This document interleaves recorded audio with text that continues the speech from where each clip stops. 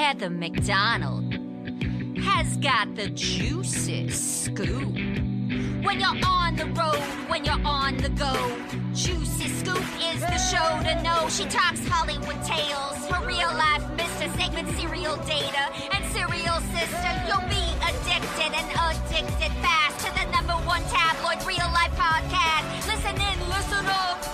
Woo woo. Heather McDonald, Juicy Scoop. Hello and welcome to Juicy Scoop. There is so much juicy stuff to go over, juicy crimes, juicy trials, updates, crazy stories that happened over the weekend. I'm excited to get to it all. Thank you for all the people that commented about how wonderful it was that my son is now a college graduate. Yes, I have 2 college graduates that I raised, and I'm very proud of him and Drake and the whole family. We had so much fun at ASU, and I talked all about it on Patreon, and thank you for everybody who's part of Patreon. How do I join, Heather? You've talked about it so much. Well, I've only done 822 episodes since I've been on it all those years. So you just go to heathermcdonald.net and you click on Patreon and you change your life. And everyone loves it. No one leaves. No one regrets it. Okay, so get ready. Getting your hands on Ozempic or Wegovy is enough of a hassle. Negotiating with your insurance provider shouldn't be something else that you need to worry about. That is what I love about RHOBH. RHOBH's insurance checker lets you know if you're covered for GLP-1s for free. Go to rho.co/juicyscoop for your free insurance check. That's ro.co/juicyscoop to see if your insurance covers GLP-1s for free. Go to rho.co/safety for black box warning and full safety information about GLP-1 medications. This episode of Juicy Scoop is brought to you by Booking.com. I know many of you have a vacation rental, and let me tell you, the best thing you can do is put it on Booking.com because it opens the door to more guests. Whether you're looking to earn that extra income, fill those vacant weekends, or grow your business, head over to Booking.com to see how you can get started today. The reach is global, the bookings are consistent, and the control is yours. For the bookings you've dreamed of, list your property on Booking.com. All right, let's get into the latest on the Diddy trial. There's so much going on with this trial, and of course, it's very dark and really crazy when we look back at the Jaguar rights that would be saying things. There were videos from like 3-4 years ago. There's the Cat Williams talking about things, and everything from what we know about what happened with P. Diddy and his long-term girlfriend, Cassie, who he definitely physically abused. We have video evidence of that from the Intercontinental Hotel, which then that is what sparked him settling with her for we now know $20 million. And then that also was the evidence that the government needed to go after him in pursuing if, in fact, he has done racketeering. And that's really, I think we can all agree that he's an awful, gross monster person and awful to many people in his life. But it's the thing that they're really getting on him, which is a kind of a hard thing, I think, for people to grasp, myself included, was he using employees and parts of his legit business to also participate and run these freak-offs, which prostitution is illegal. So by having these freak-offs, by bringing sex workers over state lines, all of that goes into illegal activity. And if an assistant is buying the baby oil or getting illicit drugs or covering up anything that might be seen as criminal, could that be seen as racketeering? And that's really what they're going to hopefully get him on to do hard time. We all can, see the horrible, weird situation with this girl, Cassie, which has just been so disturbing to hear about. Now, there are no cameras in the courtroom, unlike the Karen Reed, which you can stream live. That's the one we've also been covering about, which I'm going to get to later in the episode. This one, we just have to rely on TMZ and several people in the media that are really doing their best to let us know. They go into their car and they do, this is what happened today. This is what she's saying. And so we're just relying on the media writing. We're not being able to see this case play out like we did with the Menendez and other big trials in the past. Because it is so graphic and personal. So Cassie finished her testimony, and is very pregnant with her third child with her husband, Alex Fine, who seems to be a lovely husband. I was not aware that he was P. Diddy's personal trainer, and that's how they met. So we just did a juicy crime on this, which you can get on Patreon, which I had my sister really go over it. But just to catch you guys up to date, she talked about how she had to do these freak-offs for 10 years. They would sometimes take up to 4 days long. She would have to have IVs and massages and recover from it. She'd have to participate with all these different men that she would get from Craigslist, and she would have to set it up. They'd have a set time. They also showed text exchanges, which the defense showed that she was always down for it, that she liked it, that they seemed like they were equal partners in loving these freak-offs, in which it was truly a voyeurism situation with P. Diddy watching her having multiple men. And then she also had written a book about her experience, and then went to him and was like, I'll give you the rights to the book for this amount of money. So they're also saying, did she in some way use that opportunity as a blackmailing situation? So it's a lot of, that's what the defense is trying to really present, that she was a willing participant, that they both had other partners on the side.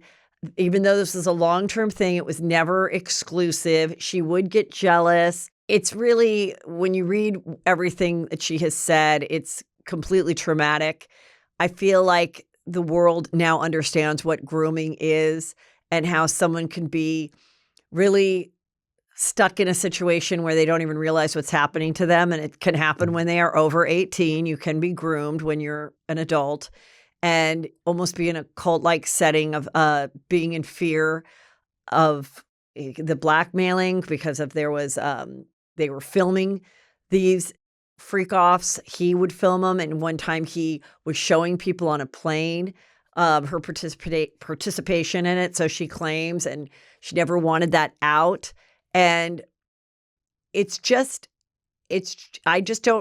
so curious to see, like, where she goes from here. Obviously very strong to be sitting on that stand, and had so much talent. But right from the start, she met him at 19. She had one song.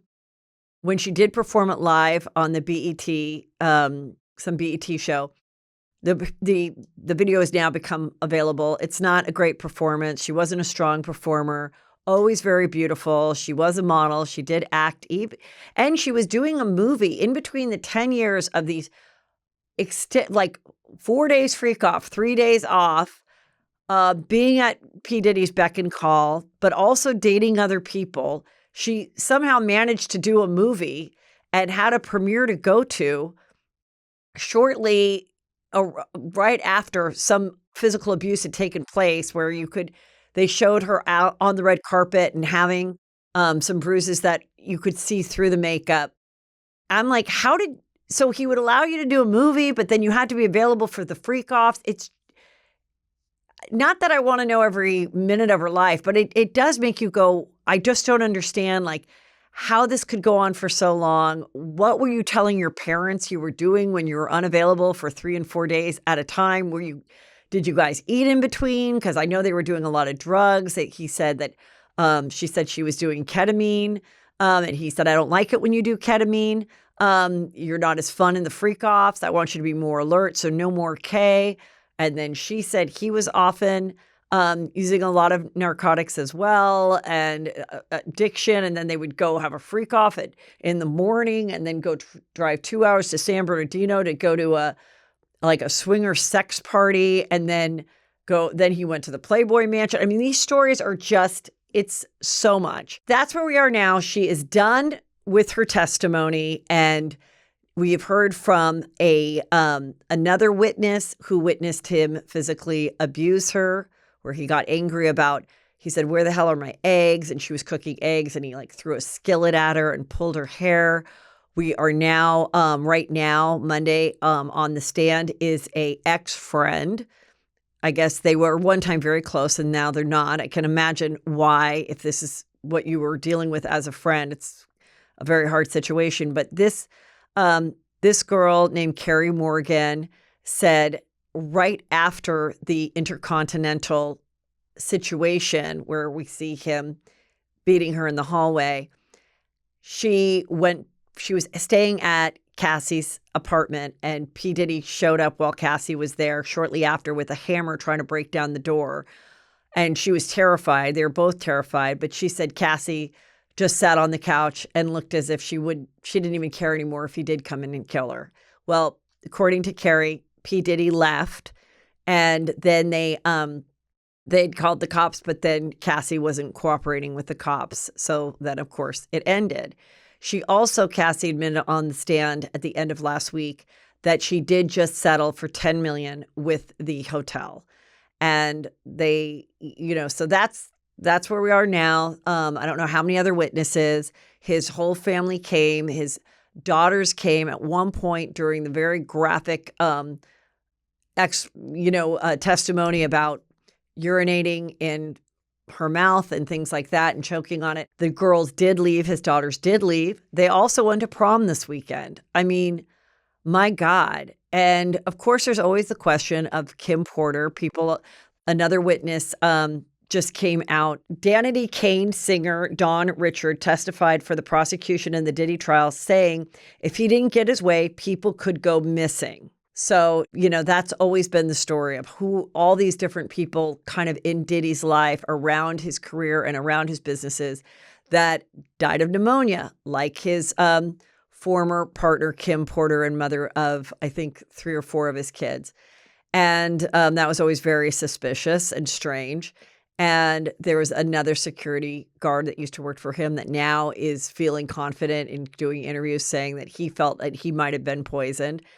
So many stories. There's a former sex worker who was interviewed years ago because he was brought in for a crime. Jonathan Oddie, he's a former adult film actor, best known for his 2018 shootout outside of the Trump National Golf Club, which he emerged as a key figure in the Sean Diddy Combs ongoing federal sex trafficking trial, because Oddie alleges that Combs hired him and 12 other male escorts for repeated freak-off parties in Miami, drug and baby oil-fueled gatherings where he was exploited as a sex slave alongside Cassie Ventura. And he claims that Combs made him sign a $5 million NDA to keep him silent and paid him roughly $800 per session over 15 encounters. And Cassie Ventura testified that she did recognize Oddie from the prosecutor's photos, and Oddie detailed recorded statements are now part of the evidence against Combs. What's interesting is there was a video that I remember seeing years ago about this when he was brought in for this shooting, and it was 2018, and he looked like shit. He looked like a weird, crazy person. And he's like, yeah, I was a sex slave for P. Diddy and his girlfriend. And everybody was like, what is this weird thing about? Well, turns out he was telling the truth. That's why when we can look back now at Jaguar Wright and everything she said. However, when she was talking and spilling all her great knowledge and her very unique way of speaking and her cadence that was just, so memorable, she did bring up other people or hint at other people, other big celebrities. So far in this trial, there has been no other celebrities that have been implicated in participating in these freak-offs or doing anything. There has been no witnesses to the effect that anyone was under 18 that was participating or being hired. So for that part, maybe they didn't have the evidence, maybe it didn't exist. But his wife came out and said, this guy, Audie's wife, he wasn't like this before. We had a nice marriage and a nice life, and he was successful. And I guess he might have been a Chippendales dancer. I heard that too prior to this. But of course, he got hooked into drugs and all of this. And he says, I feel safe in prison because I've been terrified of P. Diddy this entire time since he got involved in being a hired sex slave for him, as he described. So this is where we are with all of it. It's just really horrible and disturbing. And it sounds like, we know what was happening. And it's just crazy that less than 2 years ago, he was honored. He had like the P. Diddy Lifetime Award at some event where he sang songs and he got on stage and he thanked, I don't know if it was 2 years ago, so just a few years ago, but he did thank Cassie. He thanked his attorney for keeping him free. And now all these things are being examined. Like, how is it that they were at all these hotels and all these different people were involved and they went on for numerous days and were scheduled so often and so frequent? How many people knew about this? Oh, and she did say, Cassie did testify that to her knowledge, no, there was never any drug in the baby oil. Many of us, myself included, thought the baby oil might have had something in it, and that's why they were confiscating it from his home, like GHB or something. According to her, she said no. Also, according to the friend, Carrie Morgan, she said she witnessed Diddy get physical with Cassie on at least 2 occasions when he was totally sober. So this wasn't just a drug-induced rage that changed him. He could do this, sober, drunk, whatever he was. So there we are with that case. Really disturbing. Oh, and also many people towards the end of last week said that RHOBH, who was also part of Danity Kane, was going to take the stand in the Diddy trial. She has said herself she was never going to New York to do that. She was never going to be a part of it. She'd never been subpoenaed. That was not the case. So, sometimes information is wrong. Okay, Kanye West is still with Bianca. They are back together. I had someone write me and say they were eating at a restaurant in Mallorca, Spain, and Bianca was sitting there eating a full meal with just full tits out. According to this person, I saw photos of her with like a netty, very see-through top on. But I guess on this particular dinner, just titties out, eating some Spanish food. And according to this latest article from In Touch, Kanye West assigns his wife, Bianca Censori, as his power of attorney amid legal troubles. So he's being hit with lawsuits too. So many, I can't even get into it. So he's got all his legal troubles of disgruntled people that worked for him that said that he was, racist and also anti-religious based on their religion, saying like, change this way about you, which was a religious way of someone presenting themselves. All of this stuff, he's fighting this and allegedly made her the power of attorney. So maybe that's why she came back. But, Kanye and P. Diddy had a phone conversation recently from prison in which Kanye's like, I love you. I'm standing by you. You were the greatest thing that ever happened to me. There is also an account of a young girl, which I'd seen a couple months, maybe a year ago, and it's come forward. It's a testimony that she says that allegedly she was in a bad situation with Kanye at a recording studio where she was given a drink and she was there with her female manager, who I think was also like a young girl. And they felt funny after they drank the drink and they had to get out of there. And so there's a lot going on here, and we don't know if, like I said, no other celebrity in this particular trial is being brought up. No one is saying this person was there or this female star that he used to date was there. Nobody is saying that in the trial as of yet. And I don't think they really are just building the case of the trafficking and the racketeering, because that's what's going to really put Diddy away for a long time, way more than just physically abusing another person. Getting your hands on Ozempic or Wegovy is enough of a hassle. Negotiating with your insurance provider shouldn't be something else that you need to worry about. That is what I love about Ro. RHOBH's Insurance Checker lets you know if you're covered for GLP-1s for free. RHOBH can help you understand if GLP-1s, like Ozempic and Wegovy, are right for you and your goals, but that's just the beginning. If you're eligible for GLP-1s and you want to see if you're covered, all you have to do is submit your insurance card and RHOBH will take care of the rest. No paperwork, no negotiating, no waiting on hold. RHOBH's free insurance checker will send you a comprehensive report of your coverage details so you can make a decision that's right for your goals and your budget. Plus, RHOBH members have support throughout the process. You'll have access to your provider on demand for any questions. Go to rho.co/juicyscoop for your free insurance check. That's ro.co/juicyscoop to see if your insurance covers GLP-1s for free. Go to rho.co/safety for black box warning and full safety information about GLP-1 medications. This episode of Juicy Scoop is brought to you by Booking.com. I know many of you have a vacation rental, and let me tell you, the best thing you can do is put it on Booking.com because it opens the door to more guests. Booking.com is one of the most downloaded travel apps in the world that makes it the place to list your vacation rentals if you want to earn more with consistent bookings, reach new markets, and turn hosting into a steady income.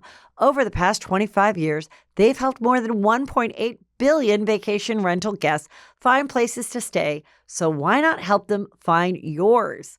The best part, getting started is so easy. In less than 15 minutes, you can register your property, and nearly half of partners get their first bookings within a week.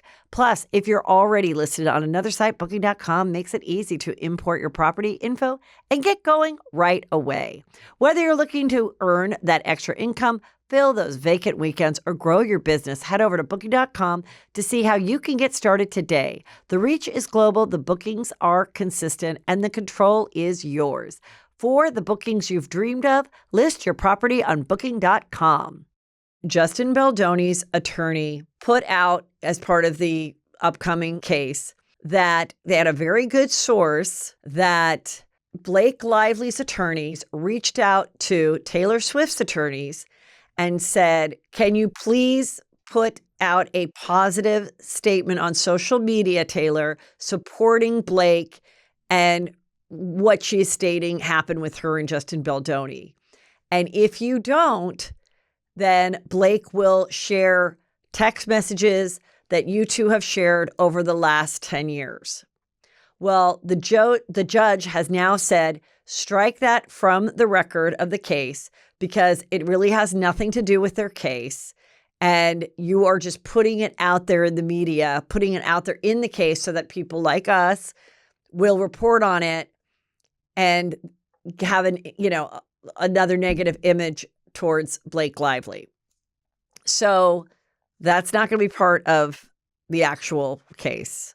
But, it is juicy. It's a juicy thing. They're right. Like, did she really have, first I thought, it's a source that said, no, they're basically just saying like someone came to them and said, oh no, her attorneys called, Blake Taylor's attorneys. Well, if neither Taylor and Blake are going to testify that, yes, I got a call from her attorneys or my attorneys told me this, they're not saying it. It's just a source. So it's basically just like, a Daily Mail article or something that then was being put out by the attorney. So yes, I think that was probably the proper thing to do is to strike it from the record. We haven't seen them together. They weren't together at Super Bowl. They haven't been together since all this went down. She has been subpoenaed, Taylor Swift. And of course, her people made a statement saying she shouldn't be part of this. She only lent one song to her. She didn't write any part of the movie. She wasn't there on set, all of it. But, but Justin wants to prove, wants it all out there, Justin and his Wayfarer people. So that's the latest with that. And then there were human remains found near Taylor Swift's oceanfront Rhode Island mansion. Real Housewives of Rhode Island, that's the new Bravo show. And it is a very, very wealthy old money area that now has maybe a serial killer on the loose. It was a leg. It was like a bone of a leg or something. In the article, it didn't say like, oh, it could have been from 5 years ago or 5 days ago. It just was a leg that was found. And it really wasn't that close to her property. And I don't even think she's been there. It's like her summer house. So, you put Taylor Swift in the headlines and people read it and you're like, wait, what? What's going on? But I hope there isn't a serial killer. I hope that the people are safe there. But that is a scary thing to find. But it was just one leg. So I don't know. And then Blake and Ryan went out just having a cute dinner, smiling ear to ear. And, paparazzi just happened to have caught them in New York, just being a happy, cute couple. Okay, this is a crazy story. Tommy Lee from Motley Crue, married to Pamela Anderson Lee, which they had the 2 boys. Prior to that, he was married to Heather Locklear. He is married to Brittany Furlan. She has been a guest on Juicy Scoop. She is a funny girl that made it during the Vine days, met Tommy. They fell in love, and they've been together or married for like maybe 6 years, something like that. And so a couple days ago, TMZ announced that a source said that they are separated and headed towards divorce. Well, then the story came out. First, I didn't even know if it was true over the weekend, but it is because Brittany has spoken about it. There's this guy named Ronnie Radke, who is a musician. I have never heard of him, but, much like Tommy Lee, he's got black hair, face tats, the whole thing. He's a musician. So I think a similar type to Tommy. According to Brittany now, because she's coming forward, so she gets approached by him through Snapchat, Ronnie Radke, and they start flirting on Snapchat. And she is, feeling guilty about it, and either tells Tommy or Tommy finds out. And Tommy writes Ronnie Radke and is like, what the hell are you doing trying to talk to my wife and get with my wife and all this other stuff? And according to Ronnie, he's like, what are you talking about? Like, I have never talked to Brittany Furlan. And he realizes this all went down on Snapchat. And then Ronnie is like, I don't have a Snapchat account. Well, meanwhile, Brittany kept writing him. And according to him, she was headed to his house to meet him. And then when he was getting the threats from Tommy Lee, he decided to come forward and tell the story. So Ronnie tells the story saying, somebody's impersonating me on Snapchat. I never pursued Brittany Furlan. And now her husband, Tommy Lee, who I admired as a musician, is like threatening me and coming after me. So I'm going to come clean.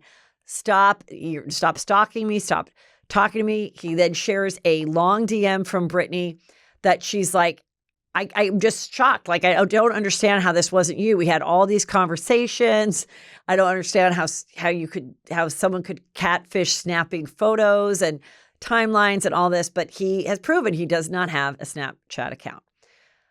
So people are like, wow, this is really embarrassing, Brittany. Like, you got catfished. You were flirting with another man. So she came forward on her own TikTok and said, yes, Tommy and I were having a difficult time in our marriage. Also, the previous TMZ article, according to why they were broken up before we knew this catfish story, is that Tommy was drinking too much and it was hurting their marriage. So the real reason is this. And she's like, I'm staying in a hotel. I'm going through a rough time. And she basically says to the Ronnie Radke, stop talking about me. My attorneys have sent you 3 cease and desists. Yeah, it's embarrassing. I got catfished. Stop bringing it up. Stop talking about why are you making a bigger deal out of it? And really, I think what is true is it was becoming a thing. And he was like, no, I didn't go after your wife. I don't want to be known probably in the industry as someone that seeks out other people's wives that are also musicians. So that's why he came forward. But then the story was so juicy that then people picked it up. And but I guess she's mad that he shared all the information proving that, in fact, it was a catfish. But I respect that she came forward and talked about it. She is a funny girl. She, I don't know how much stand-up she's doing, but she was doing stand-up. And I say, come forward with the story, whether you stay with Tommy or not. It's an embarrassing story, and comedy is tragedy plus time. And I mean, like, it's kind of funny. You were like getting in your car, going to go meet him. You're freaking out. It's like the ultimate gaslighting. You're like, oh my God, I'm like anybody else that's been taken by like a Nigerian prince who I think is going to marry me. Like, it's like as bad as like what would happen to a 90-Day Fiance person, or what happened to Mary on Sister Wives when she was catfished by who she thought was this man that was into her, and it was actually a woman. And it was, so I think being a celebrity, be careful. Like, this could have, who knows who this person was? It could have been another woman who was always jealous that she was with Tommy Lee. I'm guessing, if they ever find out, and they probably won't, that the catfish was a jealous, bitter, former like rocker chick that was obsessed with their marriage and wanted to see if she could find a younger version of Tommy and see if she could pose as him and get under a bored housewife's skin and see how far she would go in talking to him. I don't know that any like nudes or anything were sent. I think it was just flirting and the attempt to meet for the first time. But it is a crazy story. Okay, also going on in Paris, Kim Kardashian is there, and she is doing the trial for what happened almost 10 years ago when she was sleeping in the middle of the night at her hotel room in Paris. Her two sisters had gone to the nightclub, and they had one security guard with the three of them, and the security guard went with the other sisters to the nightclub. She was in a very nice hotel, and the doors were, locked, and she was laying in her bed or about to go to sleep when when these men were in her room. She said they were dressed up like policemen, but they had face masks on, and she didn't know if she was going to be killed, raped. It was terrifying.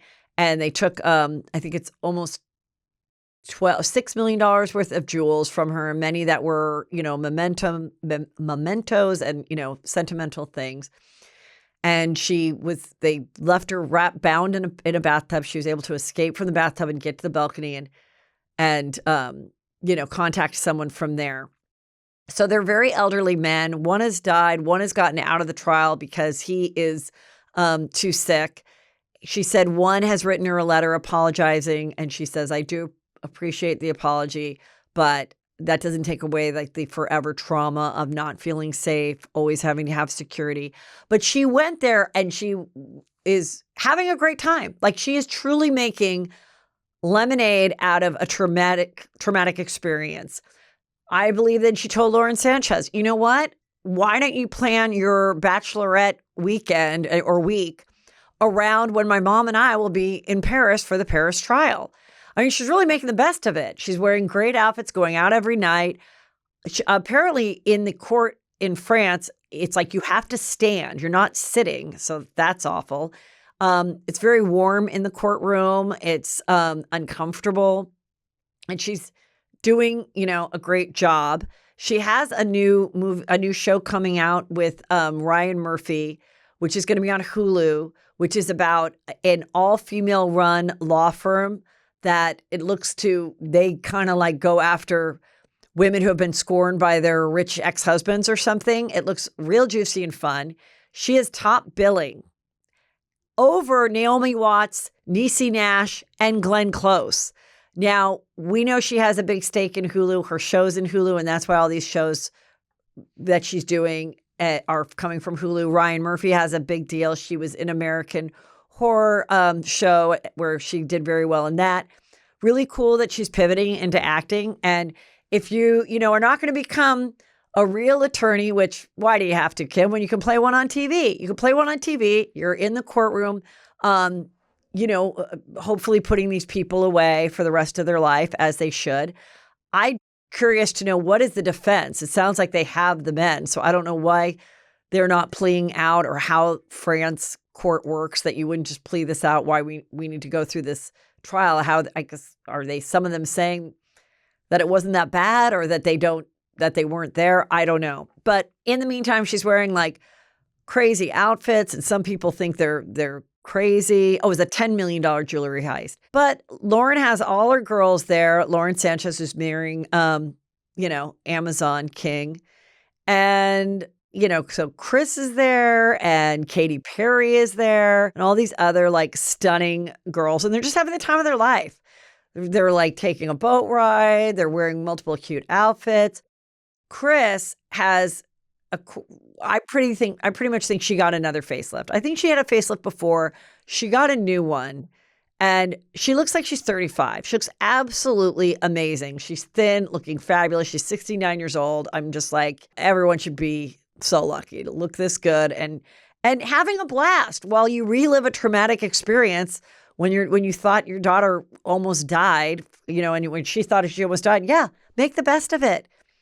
Go to Paris and do this at night. Go to cute dinners and celebrate the upcoming wedding of the richest man on earth to your friend Lauren Sanchez. So there you go. Okay, this was an awful story, but it's so interesting, I have to say it. A Palm Springs IVF clinic was bombed by this young man who did die in the bombing. It was a car bomb. And I think there are a couple of people that was hurt, but I think he's the only one that has died. He calls himself a pro-mortalist because he had like a manifesto. And he opposed people being born without their consent. First, when I heard of this, I was like, an IVF clinic? What? I'm like, who would have a problem with this? Maybe people thinking, no children should be conceived out of the traditional way between a man and a woman having sex. But he was 25, white guy. And the reason, this is terrible, but I have said on this show, there'll come a time when people will want to sue their parents for being born without their consent. Like, this life sucks. There has been actual cases in another country where a man was suing his parents, being like, you can't cut me off at 35. You've taken care of me this long, and you need to keep me in the life I've become accustomed to, almost like, someone who was married. So, very tragic and strange and awful and very, very scary, especially for the people that might have been going to this clinic. And what's going on with what if they had embryos there? I don't know the details of that, but like, just terrible and strange. And yeah, it's like physically impossible I remember one time one of my kids, I was like, no, you're going to finish out the soccer season or something. And I remember, I think it was Brandon was like, I didn't even want to do this. You signed me up for a sport without my legal consent. He was like 6. And I was like, what? So yeah, this is weird. Also, sad, tragic news. This was crazy. There was a Mexican Navy tall ship. It lost power, and while departing on the evening of May 17th, it collided with the underside of the Brooklyn Bridge. 277 people were aboard, and 2 sailors were killed. 2 remain in critical condition, and 15 more were injured. Well, what you didn't see originally when I saw this was it was like this big, tall thing, and it looked like it had like just like flags like on each layer of the ship. But those were actual people like doing some type of artistic thing. So there were people standing up there. And then, all of a sudden it drifted into the bridge and it was too tall for the bridge. And so those people went down. It was terrible. Okay, now little weirder news. Sonja Morgan, Real Housewife of New York. She's having kind of a weird couple weeks. Last week, she was at a restaurant in New York City. And when they handed her the bill, she had some people with her. It was about $1,000. According to people there, she threw a fit saying this was supposed to be comped. In exchange for me coming and maybe posting about it, it was supposed to be comped. Well, they were like, no, we have no word that this is supposed to be comped, and here is your bill. And she left without paying. The story got out. She has since paid. And so that happened. Now, I will say about sometimes why people get free meals or it's comped or whatever. you really do arrange that before you go in through a publicist or something where it's like, oh, you're going to come and they would like to treat you, or they're going to give you $500 off. And, and you agree to at least do a story or a post about it, let people know about the restaurant.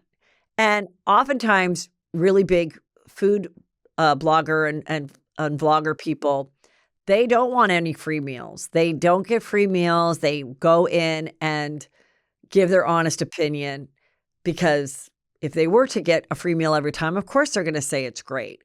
So she went, I guess, and just assumed because she's a star, it would just be paid. But maybe there wasn't. Let's give her a little bit of grace. Maybe there was a miscommunication, and maybe somebody had told her it was going to be free. And then, there was a miscommunication somewhere along the line.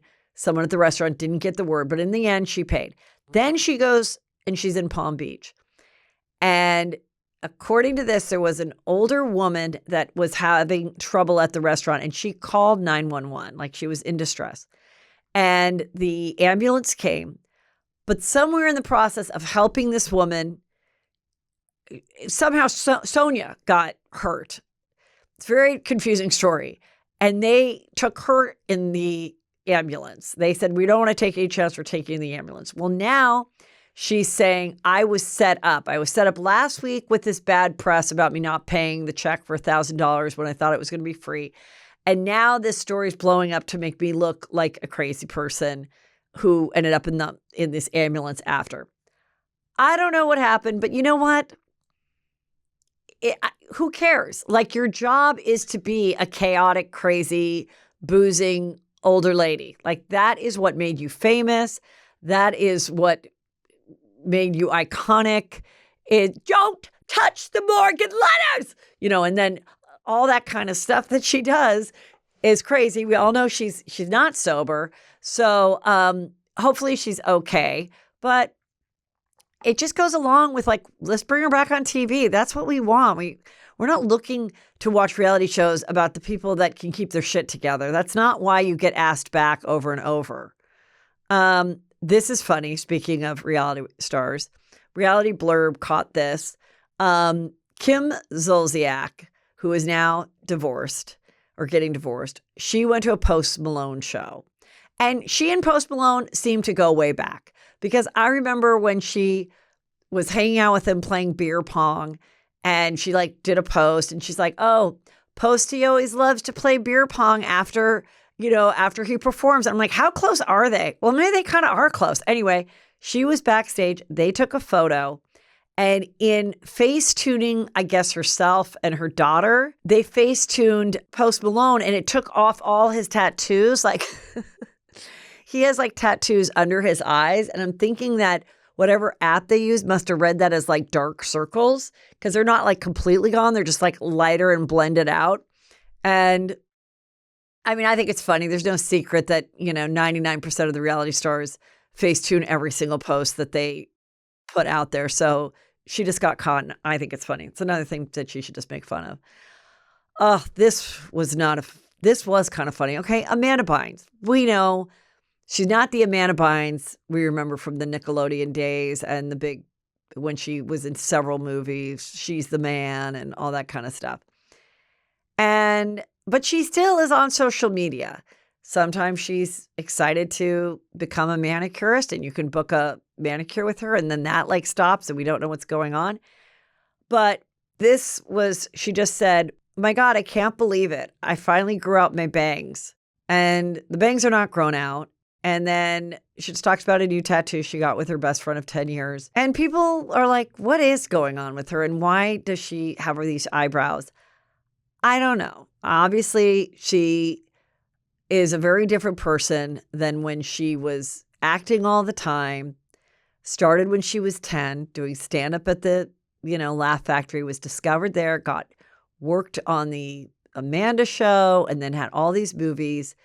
And clearly something happened. I'm just kind of surprised that someone like her still would want to post and be on social media. Same with Brittany. That's what's kind of interesting. It's like they still need some type of validation, or they're not going to be the person that's like, you know what, that was my life in the past and I'm good with it. I'm just going to like do my own thing and change my look or my name, which, yeah, I think that's, I hope she's happy. She has a best friend.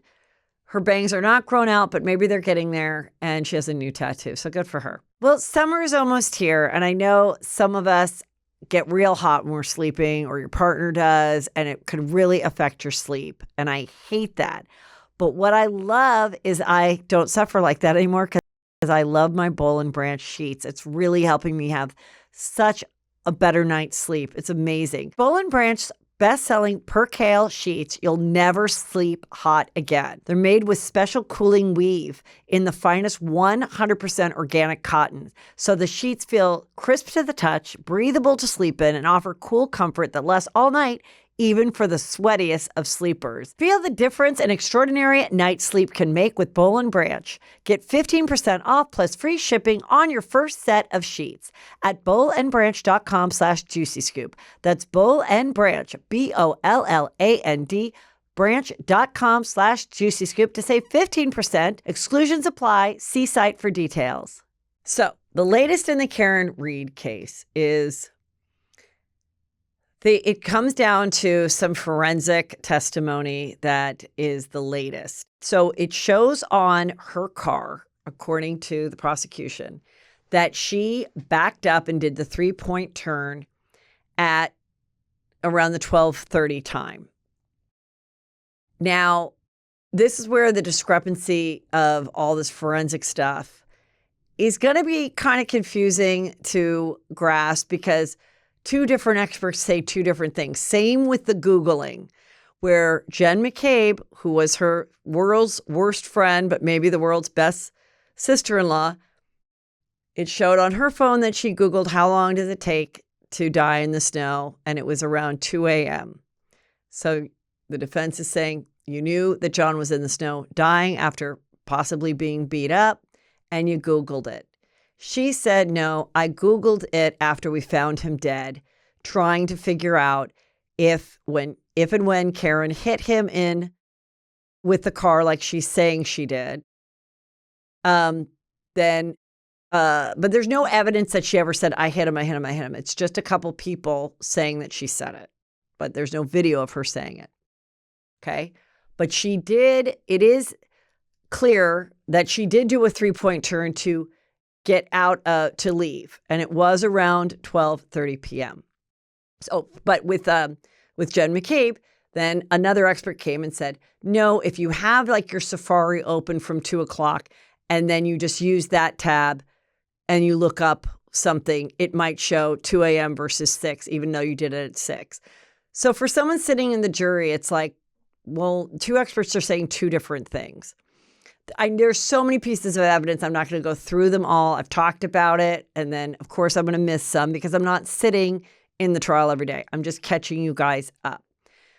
So this now is saying she backed up, and then that was the end of the activity on John's phone. The defense is saying, no, there was more activity on John's phone, like walking so many feet or whatever, which would say he was in the house. She then backed up, left, and then there was activity on his phone because he was still alive, and then either was beat up at the house and walked out and fell into the snow, or died in the house and was dropped off in the snow to die, so it looked like she hit him. Now, some of you are writing me saying, like, I know you say free Karen Reed because there's so much cover up. Now, John Higgins, who the guy that she was flirting with on the phone, who was also at the party, who also butt dialed the owner of the house at around 1:30 a.m. They now have a photo of him, the defense, at his police department. Remember, at 1:30 a.m., after he'd been drinking all night, he went to the police department where he worked just to do some extra work or something. They show him talking on a phone on surveillance at the time that he said it was a butt dial and he never spoke to Albert. So that, along with all the other things, doesn't look good for them. But one thing that somebody else said to me is the biggest thing about if you believe that Karen inadvertently backed up and didn't realize because she'd been drinking into John in being pissed at him, backed up in him and left. Prosecution is saying she backed up on purpose to kill him because she was pissed at him. But either or, whether you think she did it on purpose or not, did she do it? That his injuries don't seem like that's what you would get from a car crash. One being that right after when he was found, that he had like black eyes, which looked like he'd gone on a fight, was like a punch out fight with somebody. But a Juicy Scooper wrote me and said, Heather, but remember when Heather McDonald, fainted on the Tempe Improv stage. I hit the back of my head so hard, and then right away my eyes were looking puffy, but then the next day I had 2 black eyes, and I was like, I didn't fall on my face. And it was told to me that when you hit your head really hard, sometimes it can cause black eyes. So what this Juicy Scooper said to me is, couldn't it be possible that she did hit him? He fell back into the hard concrete or snow and hit the back of his head in such a way that he was knocked out. Maybe he was dead at that moment. Maybe he did die in the snow, never went into the house. And when they found him, he had the black eyes from hitting his head on the snow. I still think there's just so much question of deleting and covering up and different things that I would think that there's just too much doubt to convict her when the time comes. But the other thing is, really, could all these people be colluding to cover it up? But like I said, there's just so much with the dog and the scratches on his arms. How did he get those? Things just don't add up in either scenario. And I just don't know that we'll ever know. But one thing that has been brought to my attention, this article came out in People magazine, February 4th in 2021. And this was also brought to my attention by Juicy Scooper. A pregnant woman's death was ruled suicide. Now police think a married cop killed her. We knew she didn't kill her baby. Okay. This girl, Sandra Birchmore, she was only 23. She was found dead in her home in Canton, Massachusetts. The Canton Police Department is who John O'Keefe belonged to, and all these people that were drinking and at this house. There's been rumors that they're swingers. Well, with this particular story, this girl allegedly, because the trial hasn't happened yet, but basically the story is this young girl was part of a youth program in Canton that the police ran, and she supposedly was having a relationship for many years, starting as young as 15 with a police officer who then went on to get married and have 3 kids. And allegedly, she was groomed by him. She was passed around to other police officers, allegedly, and then found herself pregnant while he's married with 3 kids. Maybe she was pregnant with his child. And then they found her, and it looked like she had hung herself. And there's enough evidence to believe that, no, she was strangled by him, and he has been arrested, and I guess they're waiting on the trial. And that is where maybe when Karen Reed is so angry at John O'Keefe and calling him and leaving 44 message saying, you're a pervert, maybe it's because there's, the thought of the police department having more than one person having, kind of deviant behavior with someone underage because of this story. Maybe that is what she was referring to, is like, why are you with these weird people and you don't come out and you're flirting with other people? And because I did think the word pervert was very weird, and I wouldn't think that you would call someone that's possibly swinging or cheating a pervert. You would be like, you're a cheater, but the word pervert struck me as a strange thing. And so maybe there is a correlation. Maybe she was referring to this particular Canton case at the time when she was leaving those messages. So there we go. Okay, fun Jordan, everyone's favorite cheerleader, Jordan Hudson. She, world's best cheerleader, dating Bill Belichick. Let me give you the latest on her. Jordan Hudson, she is a flyer. That's what she does, cheerleading, flying. For the ECE Blackout Cheer Team in Massachusetts. I'm guessing this is just like a professional cheer team. I don't think this is in college anymore because she's out of college. She penned an emotional letter to her squad explaining why she decided to quit cheer to move to Chapel Hill, North Carolina, and support and now manage the personal brand of her boyfriend, 73-year-old football coach Bill Belichick. In the letter, Hudson apologized for her absences, the baggage of media attention that followed her, and the toll it took on her identity. The pair who met in 2021 went public with their romance, we know, in 2023. And these are some of the quotes I just thought was kind of funny. She wrote to them, "I hope you can all understand that my absences were symptomatic of my commitment to put the needs of my other teams above my own need for recreation." Kind of weird. "Selfishly, I would have preferred to be in the gym with all of you, doing what I love, cheerleading. Sorry for all the baggage that comes with having me around, from the interlopers at practice to the subsequent media exploitation to the lack of dependability. During this time, I have faced a slow exterior erasure of my strong individual identity. I can't thank you enough for helping me keep that intact by embracing me for me." So strange. Also, then she still managed to, be in the Miss Maine pageant and come in third while she's his PR team, going to his CBS interviews, helping to sell his book and making sure he doesn't answer the wrong questions. Also running an $8 million real estate portfolio, which she owns herself, all at 24. Some people think she's older than 24, like she's pulling a Natalia Grace. I don't know. I find her fascinating. I find this so weird the way she writes. And I want to know more about Jordan. I really do. Jordan, I would love for you to come on Juicy Scoop.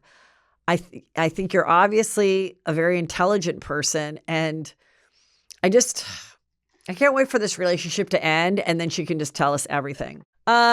This is a relationship that I'm sure you're going to be shocked that did not work out. David Geffen, he's a billionaire. He's 82. And unfortunately, he has filed for divorce from David Armstrong, who's 32. It didn't work out.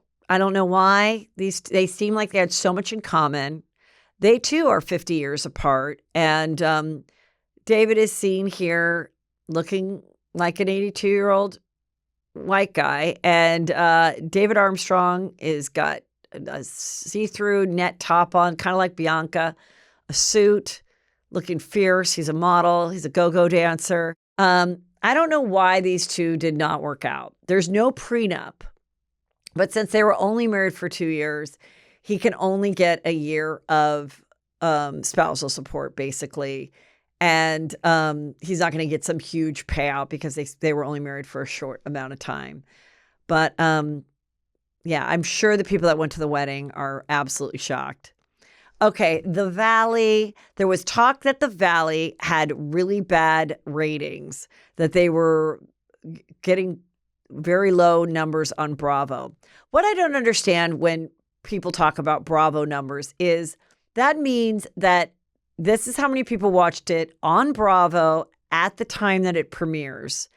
And the numbers are much worse than most shows that were popular on Bravo a few years ago. However, a lot of people, especially younger people that would be watching The Valley, because the cast is younger, watch it on Peacock the next day or watch it on a Bravo app or something. That's what I just don't really get. But anyway, because I feel like a lot of people are talking about The Valley, and I think it is a popular show on Bravo. And then that they're going to have a big shakeup. It was almost going to get canceled. Alex Baskin, who is the producer of it, has said none of that's true. There's not going to be a big cast shakeup, and the show is doing fine. Right now, Jax is still in, not on the episodes that we're seeing. And he is kind of missed, though I think the show is really fun and interesting. But there was one thing I was just going to tell you that I think anyone can relate to. Okay, so even if you're not watching the show, you're going to relate to this one part. So the couples are all at a Santa Barbara house, and they go out drinking at the winery in the day, and it's a boozy show. They're all boozing, but they all have little kids. And there's this one girl, Nia, and she's very beautiful. And she's married to this guy who was also a child actor and now is a big voiceover guy. So he has to leave Santa Barbara and drive and go do his voiceover job. And then leave early the next morning, drive all the way back to Santa Barbara. And for people that don't know, it's a solid 2-3 hour drive. After going home, sleeping in his bed, he has 3 little kids. I'm sure the nanny's there, but you're not going to have a great sleep when you have 3 little kids. 3 kids under 2 little. He comes and is so happy to be ready to wine taste. So he's drinking a lot and kind of trying to catch up with everybody. And then they go back to the house, and according to Janet, he went into the pantry and swigged a thing of tequila, which we didn't see. And then they go to sit down for the beautiful chef's dinner, and he's asleep. He's passed out. And they're like, Nia, where is Danny, your husband?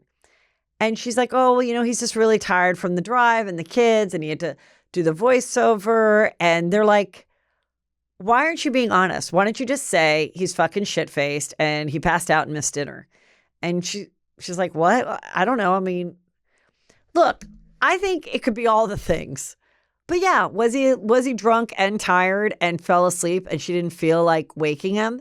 And they're mad because this is work. I've always said this. These reality shows are work. And when someone doesn't go on the cast trip or misses a scene or doesn't go somewhere, they're like, I had to check in my thing. I had to work at the factory from, 9 to 5. Why aren't they? And according to Brittany, I've shared all my horribleness about my life, my marriage, my child's diagnosis, everything. Can't you just be honest that your husband boozes a little too much? Why can't you just say that? And she's like, oh my God. So I don't know. I'm saying it because when you go on trips and everybody's boozing, what I've learned is you set the expectations, okay? Now, it's a reality show, but still. If you're not a reality show, you go, hey, look, you guys, if we're going to drink during the day, it's fine, but we are having a chef-inspired dinner, and can we just keep it in check? I don't care what you do Friday, but Saturday is the big dinner. So in real life, this is what people need to do when they go on a 3-day trip that involves drinking, whatever. You say, I don't care what you guys do Friday. Saturday, don't get too drunk. Be 2 drinks in max when you come to the dinner at 7, okay? Because I'd like you to be alert. It's my birthday dinner. And then if you want to roll around the pool the next day and drink everything and pass out at 7 and miss dinner, I don't give a shit. You need to say those things because I felt this was a very relatable thing. And that's why I kind of like the show. I think that's a very real thing that you would have a big dinner and someone's husband would get too drunk, or maybe a woman get a little too drunk and pass out. And if you are on a show and you're cool with it, maybe you talk a little shit behind their back, that was annoying. I would have, we paid $200 a person and he wasn't there for the dinner. But most people would just be like, all right, you're lost. Who cares? And then that person that drank so much and passed out, they wake up dying of thirst at 1 a.m. and is like, shit, I missed Christmas. I'm so fucking pissed at myself. I think we've all been there. Obviously, I have. Okay, so there we go. Mormon Wives on Hulu. Secret Lives of Mormon Wives. It's getting good. You guys, it is much better. I think, than first season. Here's the thing. Are they hard to tell apart? Yes, they are. They all have tons of long, some of them fake hair. And two of the girls look exactly like Jessie and Demi. But Demi, who has this really hot older husband, she is who I was talking to with the two stars of Vanderpump Villa about. And, that is juicy. So they go to Vanderpump Villa.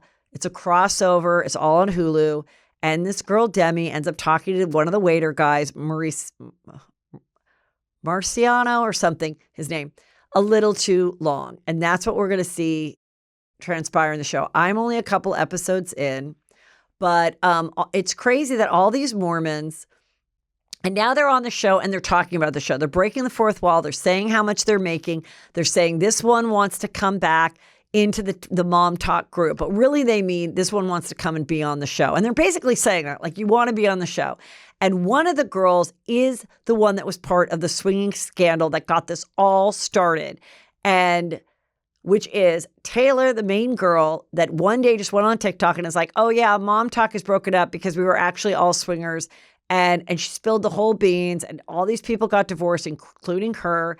And I can't even remember. The story was like so confusing when she told it, but there was kissing, girl on girl kissing. There was, dry humping. There was like having sex with your partner. And then the other person was having sex with person on the same king size bed. And then they were like swapping, but make out and like, I don't even know.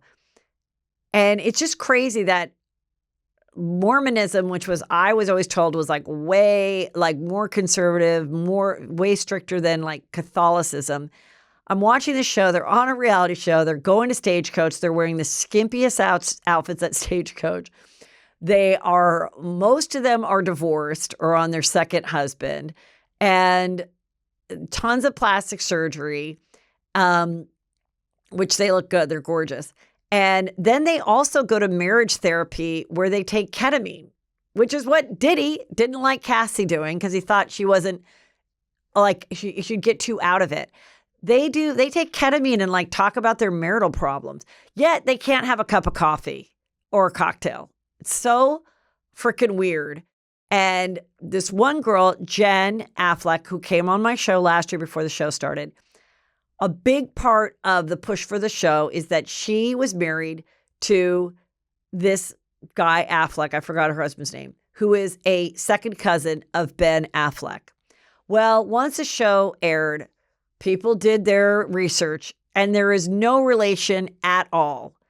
And I like it that he brings it up. He's like, you shouldn't have said it. She goes, you told me that you were part of the Affleck family, that you guys are second cousins. He's like, I never said it. You said it. And now you have egg on your face. And you were like, it looked like you were lying. She's like, well, I'm not lying. Your family told me that you were cousins with Ben Affleck. And it's like, I like that they are referring to last season, referring to how their lives has changed since they become famous, and how now certain people that were part of the swinging scandal want to get on the show because they're like, well, fuck it. My life blew up. I got divorced, but I'm still only 25 with 3 kids. I still have a size 25-inch waist and big tits and, fake lips. And I might as well just go get on this show. And, who cares now? Like what's the church going to do to me? The church loves that Mormonism is on TV. It is not embarrassing at all. They see it as a huge advertisement. I'm just guessing Scientology was like, wait, why did we try to keep it so quiet? Scientology went like, the legit Hollywood way by like getting big Hollywood stars to be a part of it. Really, Scientology should have just had a reality show 20 years ago and made it like a cool, weird thing and not kept it so secret. I don't know. It's fascinating. They're just fun to look at. And they still have these parties and they'll have like the Martinellis and they'll like make like exciting sodas or they'll have like a lot of sweets. And they just drink it like cocktails. And it's like they have these cocktail parties and stuff and it's like still light out. And then I mean, I'm going to let you guys watch it. We'll go a little bit further on it, maybe on Thursday's show, but it's worth watching. There is a lot of juicy stuff, but it's very confusing because, like I said, they all look alike, and but it's fascinating at the same time. Okay, Real Housewives news: Dorit and PK, the divorce is going forward. He doesn't want to pay any spousal support. I don't know if he's asking for child support. Of course, she's the one with the steady salary. He's an entrepreneur, which is a harder way to judge how much you're really making a month, versus here's my check from Bravo. I make whatever, $700,000 a year. Then, she might have to pay him child support. He went on a date with this girl who was like on Survivor, but she's 50 and she's pretty. So it's like age appropriate, and it's just become a very ugly divorce. However, over the weekend, Kyle's and Mauricio's daughter, Alexia, got engaged. She's their oldest daughter. Farrah is from her first marriage. And she worked at the agency. And she had a big engagement party. And Lisa Rinna went. And who else was in the photo that I saw? Dorit. Dorit was there, and Kyle, and they were all looking gorgeous. And so, yeah, of course she invited Dorit. It's appropriate to invite Dorit. The show is going to start filming soon. I don't know if there's anyone new or if they're all coming back, but obviously Dorit and Kyle are not going anywhere. So, and probably Alexia is like, no, I'd rather have Dorit there. I don't need PK and his new girlfriend from Survivor there. It's her day. So I'm sure it's whoever Alexia, the bride-to-be, wanted. So that was cool. And then the younger daughter is no longer working for the agency. Yeah, it's not that fun being a realtor. It's a lot of hard work, and especially if there's not cameras following you around, the open house gets real fucking boring. Okay, here is a photo of me. A lot of people are doing these. Someone did it for me. It's an AI thing, and it's Heather McDonald as a stand-up comedian, podcaster, Barbie. And I mean, I love what they chose, which was like a mic, a coffee cup, an iPhone, sunglasses, headphones. So I don't use those big headphones for podcasts. A book, the Real Housewives script, cute, but just like not my face at all. But anyway, and not the kind of outfit I'd really wear, but it's like a typical stand-up outfit. It's like skinny jeans.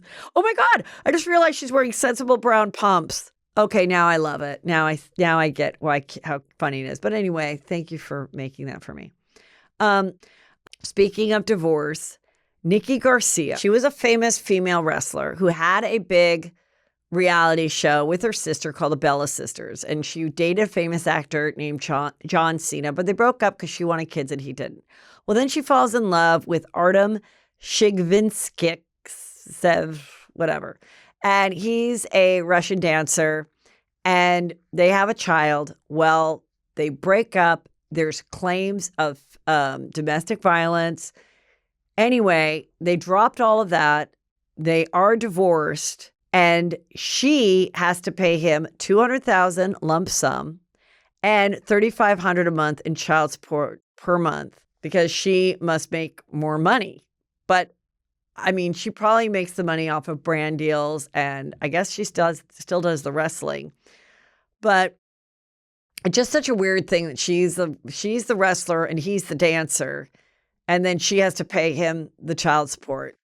Just just not great. Well, you guys, there's still so many more topics, and I'm very excited because I have a great guest. I don't want to say who it is because you're just going to get too excited when I tell you on Thursday. So we'll cover all those topics that I'm actually saving for him to go over. And it's going to be so fun. And remember, just go to heathermcdonald.net, join that Patreon. And there's so much extra content on there that you could just listen to me even more. Thank you. Love you. Bye.